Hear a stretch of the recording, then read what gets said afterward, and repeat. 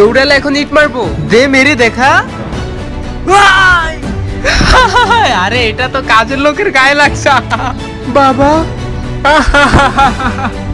আরে কোথায় যাস? এটা তো গরিব কাজের লোক, তুই ভয় পাস কেন বুঝলাম না। মনে হইতেছে তোকে মেরেই ফেলবে, তুই পালাচ্ছিস। আরে তুই কি পাগল হইছস? আমি তো ডরাচ্ছি না, আমি বাসায় যাচ্ছি। এসেছো বাবা?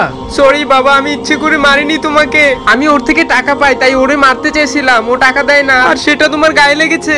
কিছু মনে করিনি। আর ইসমাইল কি হয়েছে তোমার? আর ইসমাইল কি হয়েছে? ডক্টর সাহেব সব ঠিক আছে তো? আপনার ছেলে সুস্থ হতে অনেক সময় লাগবে, তার হার্ট সার্জারি করতে হবে। ডক্টর সাহেব আমার সবকিছু নিয়ে তাকে দেন, প্লিজ ওকে বাঁচান, আমার ছেলেকে বাঁচান ডক্টর সাহেব। ভরসা করুন আমাদের উপর। বাবু, বাবা, বাবু, বাবা আমার বন্ধুর সামনে তোমাকে অস্বীকার করেছি, তোমাকে পরিচয় দেয়নি, কিন্তু বাবা তো বাবা।